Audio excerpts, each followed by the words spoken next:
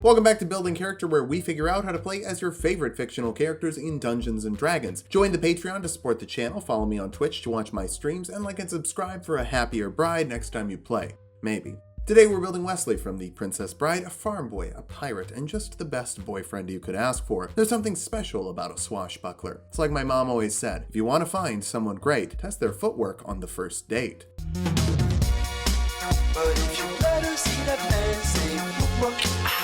Let's start off with our goals for this build. First, we need to play with swords. Call it fence gaming. Next, we'll survive poison. It's the ultimate way to bluff, telling the truth. Finally, we'll endure a considerable amount of pain, like ridiculous pain, even becoming mostly dead. Hey everybody, this video is sponsored by Factor. It's a brand new year and a lot of people want to start eating better, but how do you stick to that when cooking healthy food takes so much time? Well, it's Factor. Factor sends you pre-made meals that are never frozen, so they still have great flavor, and they're ready to eat in 5 minutes. All you gotta do is poke some holes.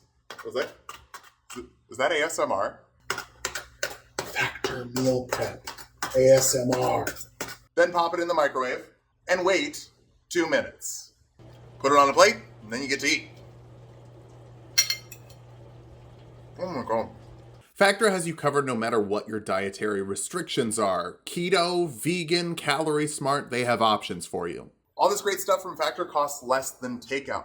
And you can make it cost even less than takeout if you use offer code Tulok60 at checkout and get 60% off your order. Head to factor75.com or use the link in the description, enter offer code Tulok60 at checkout and get 60% off your first Factor box. For stats, we'll be using the standard point array from the player's handbook. Roll for stats if you want, just keep your multi-classing minimums in mind. Dexterity will be number 1. You're pretty great using a rapier in your left hand, and even better with it in your right. Constitution next, you would hate to die. Wisdom after that, you're good on a horse, and I'd presume making iocane powder to resist would be some sort of survival. Follow that up with charisma, you're charming, scary, deceptive, and probably a great dancer. This should maybe be higher. Intelligence will be a little low. You're just a farmhand, it will dump strength. You don't grapple Fezzik so much as you survive, holding onto his neck. Wesley is a human, so let's grab a feat. Defensive Duelist lets you add your proficiency bonus to your AC against one attack as a reaction, but you have to be wielding a finesse weapon. It's unlimited uses, unlike the shield spell, and will eventually be +6, but it's only for one attack. So it's not magic, but it's nice. Bump your dexterity and wisdom with your 2 free points, take persuasion for your skill of choice, and the folk hero background for animal handling and survival. Weirdly, those would be the skills I'd give a farmhand, but it also makes you a legend like the Dread Pirate Roberts, as long as he's not using the name anymore. We'll kick things off as a rogue for 4 more skills like acrobatics, deception, performance, and intimidation. We didn't need to invest in charisma if we just grab all the charisma skills. It's like what we normally do with strength and athletics. You can bump 2 skills even higher with expertise, doubling your proficiency bonus with them. I'm thinking acrobatics and deception to do cool backflips and conceal your identity. The mask would also help with that, but you're just wearing it for comfort. Sneak attack lets you add a d6 of damage to an attack when you make an attack with advantage or have an ally within 5 feet of the target. It might help to have help. Couldn't hurt. Second level rogues get cunning action, letting you dash, disengage, or hide as a bonus action. Obviously, being a swashbuckler means you've got some fancy footwork. Wait,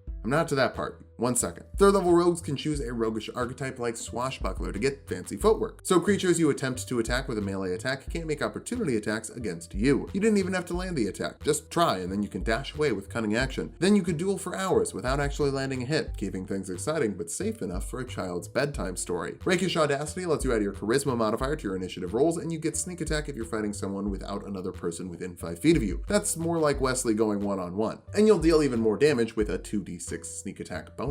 Fourth level rogues get an ability score improvement. Let's invest in dexterity right away, which will give you better sword fighting and make you more acrobatic. Now we're going to jump over to ranger for an additional skill like stealth and expertise, and another skill with the canny ability. Throw it on survival. You also get favored foe, letting you deal an extra d4 once per round using your concentration to a creature of your choice. It's not all that great, but you can use it for free an amount of times per long rest equal to your proficiency bonus. It's basically a backup for the ranger spell that everyone actually wants, which isn't the one we really want, but it is the one we're going to get first. Second level rangers get spells like that spell I was talking about, Hunter's Mark. That lets you pick a creature to deal an extra d6 of damage to with your weapon attacks for an hour depending on your concentration. It's just some extra damage, basically another level of sneak attack. Jump triples your jump distance for a minute, which will help you land some cool acrobatic feats despite having a bad strength score. You can also grab a fighting style like dueling to add 2 to the damage of an attack with a weapon you're wielding one-handed. Just put a little more oomph on each thrust you're giving Inigo. Sword thrust, although there is some chemistry there. Third level rangers can Roberts on with the Dread Ambush ambusher ability. With that, you can add your wisdom modifier to your initiative rolls. You get an extra attack on your first round of combat, an extra 10 feet of movement speed on that round, and that attack deals an extra d8 of damage. It's not all that honorable, but you're not honorable, other than all the honor. Don't use it on Fezzik, I guess. You also get Umbral Sight, letting you see even in magical darkness out to 60 feet, and creatures relying on dark vision to see you can't see you. Those are the benefits of dressing in all black, other than just being hot. 4th level rangers get another ability score improvement, so you can cap off your dexterity as quickly as possible. We have to be on par with Inigo. Actually, a little bit better. You still need health for Fezzik and to do shots of Iocane. 5th level rangers get what we're really here for, and I'm not talking about extra attack. Well, I'm not just talking about extra attack. That lets you make 2 attacks with your action instead of 1. Only one of them gets sneak attack, but all of them benefit from Hunter's Mark. We're really here for protection from poison, removing the effects of 1 poison on a creature and giving them advantage on saving throws against poison. This was honestly the hardest part of this build to put together. I didn't know if I wanted to dip 10 levels into Monk or into Cleric somehow, but then I realized I wanted extra attack anyway, so a deeper dip into Ranger would work perfectly well, especially with Dread Ambusher basically having one of your alter egos in its name. 6th level rangers get Roving, increasing your movement speed by 5 feet and giving you a climbing and swimming speed as well. Should make it a little less laborious to chase after the bad guys. You do have to do some fighting after you get to the top of the rope. 7th level Gloomstalkers get an Iron Mind for proficiency with wisdom saving throws. That's the kind of willpower saving throw. And boy howdy does Westley have some willpower. Call that Westley power. Who cares about will? 8th level rangers get another ability score improvement. Start working on your constitution. We've got to endure some suffering if we're going to be in love. Not really. Don't expect suffering to be part of your relationships, but also understand things won't always be perfect either. Back over to Rogue for a bit. 5th level rogues get Uncanny Dodge, letting you take half damage from a hit you can see coming as a reaction. This is where you need to read your DM's poker face. If it seems like they rolled really high, go for this. If it seems like they barely hit, Defensive Duelist would give you no damage. Your sneak attack bumps up to 3d6 here. 6th level rogues get another set of expertise. This time, I think I'll go for Persuasion and Intimidation. You deliver the straight up dirtiest, nastiest threat in the history of cinema to skip the final battle with the big bad because you're incapacitated. Legendary move. 7th level rogues get Evasion, so you take half damage on a failed dexterity saving throw and no damage on a successful one. This doesn't even require your reaction, it's just free damage resistance. And 46 sneak attack damage is free damage. 8th level rogues get another ability score improvement or feat. Let's go for the Resilient feat, giving you +1 to your constitution and proficiency with constitution saving throws. It'll help you with concentration on Hunter's Mark, but it's mostly for the torture. We'll finish this off with a few fighter levels. 1st level fighters can choose a fighting style like Superior Technique, giving you a d6 superiority die you can add to a maneuver of your choice like Disarming Strike. That'll force a strength saving throw on a creature. Failing that, they have to drop something they're holding, and you add your superiority die to the damage. You've disarmed Inigo twice. That's god dang impressive. Wait, that means we need more superiority die. For now, Second Wind lets you heal 1d10 plus your fighter level as a bonus action once per short rest. Maybe that's part of Wesley's tenacity. He can just heal a little bit. 2nd level fighters get Action Surge, letting you make 2 actions in 1 turn once per short rest. You can use this to prepare an attack action on the enemy turn to get sneak attack off twice in 1 round if you're a dork. Or you can just make 4 attacks really